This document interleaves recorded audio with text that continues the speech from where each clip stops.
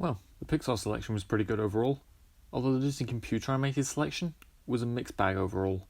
But let's look at the movies released during the Disney Renaissance, and let me say, a lot of these films are pretty spectacular, and I really enjoyed revisiting most of them. And hey, even the worst movie of this selection is better than Chicken Shitty or Ralph Breaks My Fucking Will to Live. But let's rank all the movies Disney released during the Disney Renaissance. And I should be bringing back a certain YouTuber. A name you all know. It starts with an S. That's me! Please welcome the returning YouTuber, Sophie Hewlett. Good to have you back, Soph. Good to be back again, Ned. Number 10. Pocahontas. Pocahontas seems like it's trying to be a film about racism, yet the true story is so sugar-coated that it feels much more offensive and tasteless than it does thought-provoking. I don't normally have a problem with artistic license, but the changes this movie makes are simply tasteless. And the rest of the film doesn't make up for this. The story and characters was bland as shit. They changed the real-life hostile relationship between Pocahontas and John Smith to a boring romance. And for the record, I get that this is a children's film, but if they couldn't tastefully address the true story in a way that children could understand, they shouldn't have made it at all. The animation and music are great, but otherwise it's pretty bad. The Lion King was a fantastic movie from Disney, and the follow-up basically took a giant step backwards. Hey Sophie, what were your thoughts on Pocahontas? So I do like Pocahontas as a film, but when you compare it to obviously what it's about historically, it's not the best. So I think they could have maybe had a film inspired by the story of Pocahontas and had the exact same plot, but maybe not called it Pocahontas and made the characters fictional. I think that would have been a lot more tasteful. But I do think it's enjoyable if you don't think too much about the history, but I also think it's kind of ignorant to ignore the history at the same time. So I'm conflicted about that. Number 9. The Rescuers Down Under. To be honest, I wasn't already a big fan of the first Rescuers movie. It felt much more kid-orientated than family-orientated, and the animation looked a little cheap. But it did have some nice music and fun action, though I really don't think it warranted a sequel. The sequel is downright mediocre. The animation is a step up, and the vocal performances of the late great John Candy and George C. Scott are pretty good, but for the most part, it's kind of boring. But it's not as insulting as Ralph Breaks the Internet or as convoluted as Frozen 2, and it actually does the failed proposal joke much better than that movie did, because this film didn't make the joke Bernard's only trait, unlike how they did with Kristoff. I guess I don't really have much to say about it. It doesn't do anything to make me hate it, it's not even really a bad movie. It's just kinda boring. But hey, it merited a theatrical release much more than Belle's Magical World or Mulan 2. Hey Sophie, what were your thoughts on The Rescuers Down Under? So I actually gave this a rewatch so that I could kind of give an accurate opinion, because I kind of didn't remember it enough to comment, and I was like, oh, maybe it wasn't that great. But I actually rewatched it, and I got to admit, I actually liked it. I found it quite funny, and I just love the main protagonists, to be fair. I love them, so I'm kind of biased just because of that. But I did actually like the film because of the humour. I did laugh out loud at times, and I don't know, I also watched the first movie so that I could compare the two, and I did find both of them funny, so I do actually like this film. Number 8. Tarzan. Tarzan is decent. It was never really one of my favourites, even as a kid, and I'm not big on most of Phil Collins' songs, except for You'll Be in My Heart, although it's not When She Loved Me. I also don't like Rosie O'Donnell's vocal performance, and it kind of feels out of place, and the twist villain is completely predictable. The rest of the film has some good moments though. There's some interesting action and emotional depth, and the characters are somewhat memorable. So, it's decent, but it wasn't the best conclusion to the Renaissance. Hey Sophie, what were your thoughts on Tarzan? Okay, so Tarzan was one of my favourites as a child, but then I didn't watch it for years. And then I think a year ago maybe I rewatched it, and I forgot how beautiful it was. If you look at the animation and the imagery, the backgrounds and everything, it is quite a beautiful film. It's really well done. I actually love the music myself, but I did have to sing one of the songs in my drama school, so maybe that's why I enjoyed it. I don't know. But yeah, the concept's a little weird when you actually think about it. I saw something on Instagram, I think, that said that Tarzan was taught English by Jane, and yet he had an American accent and hers was British, which is so irritating. But overall, I actually do like that film. Number 7. Hercules. Hercules is a good film. That's about it. Was never a huge fan of this movie, but it had some stuff I really liked. The song Go the Distance is great, the animation looks nice, the climax is pretty awesome, and James Woods brings a lot of comedic intimidation as Hades. And that's about it. Everything else is just fine. The story, the characters, the rest of the songs, they're all fine, but not really anything to write home about. And as a whole, the film isn't really, though I give it a 7 out of 10. Hey Sophie, what were your thoughts on Hercules? Okay, so I'm actually a huge fan of the Hercules movie, but I've always been like interested in Greek mythology, and not just because of Percy Jackson. So I actually really do like this. I love Megara, she's such a strong character, and I think she's really good for like children to look up to. I also kind of like Hercules just because, you know, he's like the odd one out and stuff, and then he finds his purpose, and it's just kind of cute. And then obviously Danny DeVito's in it, so I mean, it can't be bad if he's in it, can it? And then what else about it? Oh, I like the music. I like the soundtrack and everything. Oh, and Hades. Hades is iconic. And Pain and Panic. Okay, I love that film, I'm not gonna lie. Number 6. Aladdin. The main thing that made Aladdin so good was the genie, and the late great Robin Williams brought so much energy and passion to the role. And the rest of the film is also really good as a whole. The film was a ton of fun to watch, even outside the stuff with the genie. The characters and their motivations are all interesting, with Aladdin being a well-developed character in his journey of realising he should be himself, instead of pretending to be someone else.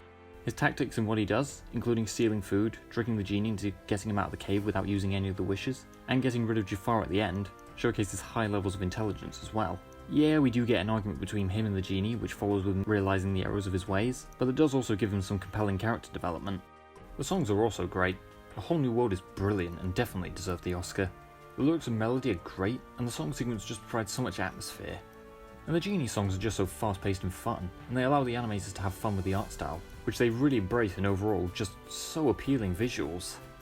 Overall, Aladdin has great animation, superb songs, interesting characters, and a load of entertainment value. Hey Sophie, what were your thoughts on Aladdin? Okay, so I do love the Aladdin movie. I love the soundtrack and everything. It does annoy me when you look at the voice actors though in comparison to the characters, because, you know, obviously it's kind of problematic. That said, in the live action they kind of redeemed that a little bit. But yeah, I agree that Robin Williams was like a huge factor of what made Aladdin so amazing. Like, he's so magnetic is what I'll say. Like, you're just so drawn to him. I don't know if that's what people say, but yeah, I love Robin Williams, I do. It's an interesting concept. I think it's really enjoyable for people of all ages. That said though, I don't know if Aladdin was one of my favourites growing up. Jasmine kind of got on my nerves, but I don't know if that's my bias from like watching her in the second film. Like, she just became really annoying. I think maybe she was a lot nicer in the first film though, so I think that is my own bias, but I do like this film. Number 5. Mulan. I watched Mulan several times as a kid, primarily because my brother loved it. And I enjoyed it, and I've grown to appreciate it more as I've gotten older, even if not everything succeeds. Although Mushu does have some pretty funny lines, Eddie Murphy's voice doesn't fit the character, and like with Donkey and Shrek it worked perfectly. The villain is also really forgettable, and I don't remember a thing about him, but almost everything else works incredibly well. The action scenes are fantastic, especially the avalanche scene. The comedy is mostly pretty sharp. The songs are great, especially I'll Make a Man Out of You. The characters are mostly superb, and the film actually finds a balance between comedic and serious. The fact that the songs end when they reach the burned village really illustrates the film's journey into much darker and more serious territory. And the execution of its themes and messages are well done and surprisingly powerful. Overall, Mulan is an intriguing, funny, emotional movie from Disney. Hey Sophie, what were your thoughts on Mulan? So you've actually pointed something really interesting out that I never noticed before, and that is that the songs stop at that point, like completely. Like, it's really interesting and well done. Mulan is one of my favourite films. Like, there's no doubt about it. I watch it all the time. It's just so inspiring, I guess, watching it grown up and stuff. And I don't know, she's just such a powerful character. And she's kind of like Belle, I guess. Her intentions, like, she's doing it to help her father, but also you can't compare Mulan to Belle. That's the only comparison between them, because, I mean, Mulan is, like, very powerful. Belle is, like, a feminist in her own way, like, with the reading and everything. And, like, well, that's about it, the reading. But Mulan, she's just amazing. I love that film. I love the comedy, like you said. I do like Eddie Murphy in it, though. And the music and everything. I used to do, like, a workout to the songs in that, because, you know, why not? But yeah, I do love the three guys. I'm not going to try and say the names in case I say it wrong. Ling, Pow. What's the other dude called? I don't know. But yeah, I love those three. My bad. Number 4. The Little Mermaid. Damn, I forgot how great this movie was. The animation is great, the characters are great, the music is great, the story is great. There's a reason this is one of Disney's most famous movies. People say that Ariel gave up her voice to be with a man, and I'm not gonna lie, I feel like that's missing the point of her motivations. It's clearly established that she is hugely invested in the human world, and Eric wasn't even the tipping point that prompted her to sign the contract with Ursula. That was her dad destroying her possessions. And I think Ariel is a really interesting character overall. The side characters are also great. King Triton is probably the best developed character in the film, going from someone who is prejudiced against humans and being overprotective of his daughter, to seeing the good in humans and letting go of Ariel. Ursula is such a great villain, as well as having a threatening appearance and personality. Her motivations and scheme are so interesting and diabolical. Sebastian is also a hilarious side character, and the scene in which he is chased by the chef, while not particularly important to the story, is more than fun and hilarious enough to make up for that. And the songs are fantastic. Under the Sea is one of the best Disney songs I've ever heard. Not only is it part of Sebastian trying to convince Ariel to stay underwater, but it's also so memorable and vibrant. Part of Your World is a much calmer but also memorable song, and Poor Unfortunate Souls presents such an evil, sinister atmosphere. The Little Mermaid is a fun, intriguing, visually stunning movie, and it's not hard to see why it revived the drawing board for Disney movies. Hey Sophie, what were your thoughts on The Little Mermaid? So I don't know if I've watched The Little Mermaid too many times, but it's, like, not one of my favourites. And I feel like I feel like that's a very unpopular opinion. Like, if you ask someone what their favourite film is, I don't know if I've ever asked anyone and not gotten that as a response, or at least that it's one of their favourites. Whereas with me, it's like, it's quite low down on the list. And I don't know if it's because I watched it too much and I got bored, like I did with Frozen, or what, but yeah. I do like it though, I love the songs and everything. And I do think it's a really interesting film, like Ursula and everything, the concept. And I do like it. Like, I will watch it again. I'll probably go watch it tomorrow after filming this. But yeah, it's not one of my favourites. Like Mulan, I definitely prefer that. Number 3. The Hunchback of Notre Dame. Upon rewatching both this and the number 2 spot, it was kind of a toss-up. But although I do think number 2 is better by a thin margin, these films are both amazing regardless. I don't like the gargoyles much, but I still prefer them over Kristoff and Olaf in Frozen 2. For one, they don't have a shoehorned in storyline like Kristoff, and they're not really major characters. For 2, they're not as annoying as Olaf. And for 3, they actually serve the story in some way. Though I'm still not really sure they warranted a song, and most of their comedy is still not really that funny. Although I do like the dark tone, the tone of the film feels unbalanced, and a lot of the slapstick, funny as some of it is, doesn't really go well with the more sophisticated and dark elements of the film. But when you separate the dark elements from the comedic elements, my god are they fantastic! A dark tone doesn't single-handedly make a movie greater, but the themes that Hunchback addresses are surprisingly intriguing. And while some might say that the themes of sexual lust, infanticide, and genocide are too dark for a children's film, I don't really see this as a kid's movie, other than the gargoyles. I mostly saw it as a film for older children and adults. And yeah, I think it should have been a PG at least. Nevertheless, the themes are surprisingly compelling, and they're also treated as bad things. Frollo is racist, perverted and sadistic, and willing to burn down Paris just to get rid of all the Romani people, but he is treated as a villain, not a role model, and he is maybe the best villain in any Disney movie. He tries to convince himself that he's a saint, and whenever he does something evil, he'll always try to justify it. And he has the great line in the climax. And he shall smite the wicked and plunge them into the fiery pit. Just to plunge into that fiery pit seconds later, almost like he's descending into hell. The music and songs are mostly also fantastic. The opening and its song make for one of the greatest openings in any film I've ever seen. This and Frollo's Hellfire song sequence are the highlight of all the scenes in the movie. The songs Out There and God Help the Outcasts are also emotionally gripping and memorable, and the singing from Tom Hulce and Heidi Mollenhauer sounds wonderful. The Hunchback of Notre Dame is a delightfully dark, intense film from Disney, and probably one of their darkest films to date. Hey Sophie, what were your thoughts on The Hunchback of Notre Dame? Okay, after hearing your thoughts on this, I definitely want to watch it again. I do love this film. I love Esmeralda. She was one of my favourite people on the TV growing up. I don't know what to describe her as because she's not one of the Disney princesses, but I guess she's one of my favourite Disney characters. She was just really different to all the others, you know. She was an outcast, but she embraced it, and she embraced other outcasts like Quasimodo, and it's a really important story. I mean, to show kids to be accepting, because there are so many different people out there that do feel like outcasts, and if you welcome them with open arms, it can make their day. So I think it's really important to show them that. And I just love that film. Especially the start, you know, it starts immediately very emotive, with what happens to his mother and everything. And then he's stuck looking after him. And I hate that guy so much. But yeah, I agree that it's an incredible film. Very underrated though. And I do like the gargoyles, but I agree that they're a bit, you know, just there. But I do like them. But yeah, the second movie, not as good as this. Number 2. The Lion King.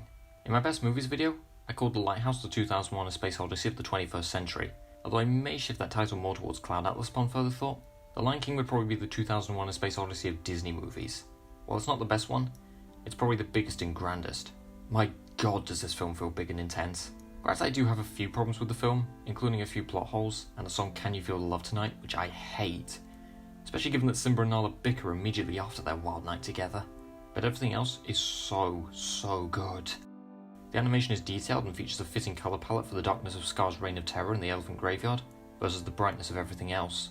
The cinematography and editing are phenomenal, primarily when they add to the extreme intensity of the Stampede scene. And speaking of that, the Stampede scene is one of the greatest moments in any film I've ever seen. No matter how many times I see it, I'm always on the edge of my seat. And it's not just the intense cinematography and fast-paced cuts that contribute to this, but also the music of Hans Zimmer. I've heard some great film scores, but The Lion King may have the best one I've ever heard. It's always absolutely stunning and suits every single scene perfectly. The calmer but also grand music when Mufasa tells Simba about their kingdom, the loud but also ambitious music when Simba is motivated to return to Pride Rock through the vision of Mufasa, the loud intense music when Simba fights Scar, and the triumphant vibe given when Simba climbs Pride Rock to take over as the new king. I also like the songs, besides the one mentioned earlier. They all move the story forward and they're great to listen to. Circle of Life is so grand and fits the opening scene perfectly. Be Prepared feels dark, evil and blood boiling. And kudos to Jim Cummings for filling in for Jeremy Irons towards the end. And we have I Just Can't Wait to Be King and Hakuna Matata, which have a more bright, colourful and upbeat feel to them, but also a fun and entertaining one. The actors are superbly cast as well. Jeremy Irons gives such an evil, narcissistic nature to Scar, while James Earl Jones practically feeds on the serious and scared vocal delivery he gives to Mufasa. Rowan Atkinson is also surprisingly entertaining as Zazu, as are Lane and Sambella as Timon and Pumbaa, who provide some fun comic relief, besides Pumbaa's excessive burping and farting. Now, although many people don't like Matthew Broderick as Simba, I actually don't mind his performance. It's nothing amazing, but it's decent at least in my opinion. Overall, The Lion King is ambitious, grand, stunning, and just an absolute treasure from Disney. And yet, there was one better movie released during the Renaissance. Hey Sophie, what were your thoughts on The Lion King? So Lion King is a classic. I don't think there's one thing I could really fault about it, except for the fact that they tried to make a live action. The operative word being tried. Why? I like most of the live actions, but the only CGI based one that I've liked so far is The Jungle Book, I think. That's heavily CGI, obviously there's only one human in that. I don't get the point. Like, especially when it's The Lion King, like that's a classic, it's beloved by everyone. Beloved. I don't know. But yeah, I do love that. I love the soundtrack, the score, the characters. Timon and Pumbaa are iconic. It's still so frustrating to watch though. You know, when Scar tricks Simba and blames him for his dad's death and everything. Spoiler alert. So annoying. I hate him, but also he's kind of iconic at the same time. So yeah, I agree on all of your points with this. I think it does deserve the second spot. And my number one favourite Disney Renaissance movie is Beauty and the Beast. Beauty and the Beast was one of my favourite movies as a kid, and rewatching it as an adult, it still is. There's a reason this became the first animated film to be nominated for Best Picture, but I'd probably have to rewatch The Silence of the Lambs to determine whether or not it deserved to win. Beauty and the Beast does so many things perfectly. The main character, the villain, the romance, the songs, almost everything is done to perfection. Okay, it's not a perfect film overall. Ugh. Though I don't think any film truly is. Cloud Atlas is my favourite film, and I can find problems with it. But that's a story for another day. The characters in this film are incredibly well written. Belle is such a great leading character, and I hate when people call this film a Stockholm Syndrome story, because it's not. I also hate the misconception that Belle was kidnapped by the Beast. Her father was the one who was kidnapped, and she offered to take his place. Also, Belle didn't fall in love with the Beast because he kept her locked up. She fell in love with him because he changed his personality, and because of their mutual love of books. And the way their relationship develops is interesting as well, primarily in how they never explicitly establish how long they spend together. It could be weeks or even months. Gaston is also a great villain, and what's interesting is that he doesn't start as such. In fact, he's the town hero. But his desire and delusion about marrying Belle takes him to extreme and evil levels. He's almost the opposite of the Beast, the former being handsome, the latter being ugly. But with the Beast becoming kinder as the film goes on, and Gaston becoming more and more evil. The songs are also fantastic. Belle really showcases Belle's interests and what the town think of her, and Paige O'Hara's singing voice is absolutely beautiful. Be Our Guest is vibrant and fun, and proves as an entertaining show for giving Belle a variety of food to eat, even if she, for some reason, doesn't eat much of it. Gaston is a hugely entertaining song, and the favourite of my parents, and it really shows just how respected and admired Gaston is. But the best song is the titular song. It's calming, but also absolutely phenomenal, as is the camera spiralling downwards during Belle and the Beast's dance, showcasing the love they now have for each other. While Be Our Guest and Belle are deserved nominees and close contenders, Beauty and the Beast is the best. Overall, Beauty and the Beast is absolutely phenomenal. It's my favourite Disney Renaissance movie, and also one of my favourite movies in general. Watch it if you haven't already. Hey Sophie, what were your thoughts on Beauty and the Beast? Okay, so it just makes me laugh that people think that Gaston is the definition of handsome. Like, I'll agree with live action Gaston, but the cartoon? I'm like, really? It's just funny in comparison to, like, obviously all the Disney princesses. Look at Eugene or Kristoff compared to Gaston. I'm like, okay. But yeah, this has always been one of my favourite Disney films. I love Belle. She was one of my favourite Disney princesses growing up, and I agree that people just are trying to read too deeply into this, trying to compare it to Stockholm Syndrome and all that. No. No, that's not what this is about. This is about looking deeper than appearances and all that. Like, come on. But yeah, I do love this. I love the soundtrack. Again, the live action. I liked the live action the first time I saw it, and the second, and then I got bored of it. And then there's some dodgy stuff coming out about Army Hammer, I think that's his name. Bit concerning, not gonna lie. But yeah, back onto this. I love this one. I agree that it should be up there, but I do prefer Mulan. I don't know, I just love that film. Well, this is the third Disney or Pixar related ranking video I've done so far, and maybe the last one. I'll see if any interesting selections come up, and if I do trade my sanity for a ranking of the live action Disney remakes, thankfully I won't have to rewatch The Lion King, because that's technically animated. Well, I guess this is it, Soph. You mean? Yes, at this point, we say goodbye. I miss you, Ned. I miss you too, Soph.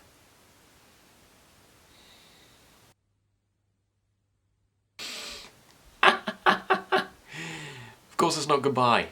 We're going to do more collabs in the future. Fantastic. I look forward to the next one. Same here. This is a late night update.